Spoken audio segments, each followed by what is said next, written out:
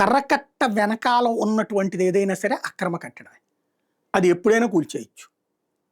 కాకపోతే అక్కడే ప్రభుత్వ భవనాన్ని కట్టినందుకు గాను జగన్ అధికారంలోకి రాగానే ప్రైవేట్ వాటి జోలికి పోకుండా ప్రభుత్వానికి సంబంధించినటువంటి అది కూల్చాడు. అదిగో కూల్చివేతలతో ప్రారంభమైన ప్రభుత్వం అంటూ 5 ఏళ్ళు ఎదుర్కొన్నాడు.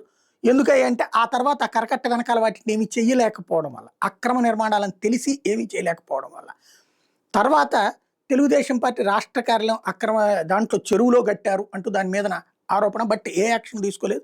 కానీ అదిగో అది కూల్చి ఇది కూడా కూల్చబోతున్నారు ప్రజావేదిక తరహాలో అన్నటువంటి తెలుగుదేశం చెప్పింది. తర్వాత ఏం జగన్ అదైతే ఏం చేయలేదు. బట్ ప్రభుత్వం మారాక వైసీపీ అధికారంలోకి రాగానే అండర్ కన్స్ట్రక్షన్లో ఉన్న వైఎస్ఆర్ కాంగ్రెస్ పార్టీ రాష్ట్ర కార్యాలయాన్ని కూల్చేశారు. అండర్ కన్స్ట్రక్షన్లో ఉన్నదాన్ని. అలాగే వివిధ చోట్ల కూల్చివేతలకు దిగారు. కొన్ని చోట్ల కోర్టు స్టేలతో ఆగినాయి. అట్లాగా మచిలీపట్నంలో అంతా ప్లాన్ ప్రకారమే కట్టారు. కాకపోతే డీవియేషన్స్ సాధారణంగా ఇళ్లలో కూడా ఉంటాయి. అలాంటి డీవియేషన్స్ ఆధారంగా దాన్ని కూలగొట్టడానికి రెడీ అయిన సందర్భంలో కోర్టులో స్టే తెచ్చుకుంటే ఇప్పుడు ఒకవేళ డీవియేషన్స్ ఉంటే మేము డబ్బులు కడతాం, దానికి సంబంధించినటువంటి చేయాలన్న అప్లికేషన్ తీసుకోవట్లేదంటూ పేర్ని నాని కోర్టుకు వెళ్ళినటువంటి నేపథ్యంలో మీరు బాధ్యతగా వ్యవహరించండి, మీరు ఆత్మశుద్ధితో వ్యవహరించండి అంటూ కోర్టు హితబోధ చేసి 4 రోజుల్లోపు ఇచ్చిన అప్లికేషన్ తీసుకుని ఏమన్నా ఒకవేళ డీవియేషన్స్ ఉంటే కనుక డబ్బులు కట్టించుకోండి అని ఆదేశాలు ఇచ్చింది.